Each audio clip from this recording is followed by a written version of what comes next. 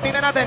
Nagkakitaan na, nagkakaamuyan, kaya nagamit yung Gold Seal. Hito daw muna, pero 35, pero Cardizi ginamit dito yung kanyang heavy spin. Si Mew nakatutok lang, naginamit dito yung feathered airstrike. May iwan si Cardizi, nadamay pa doon sa final slash. Kaya naman si 4D ang makakakuha ng double kill. Marco, Diretso Marco. pa, nagkakatapatan na, at tuloy-tuloy ngayon ang pressure na ibinibigay. Pero sabi ni Super Marco, hindi pa tapos! Pero tatapusin na ni Sanji, meron pa siya minion wave! I think this is endable. Endable ba to?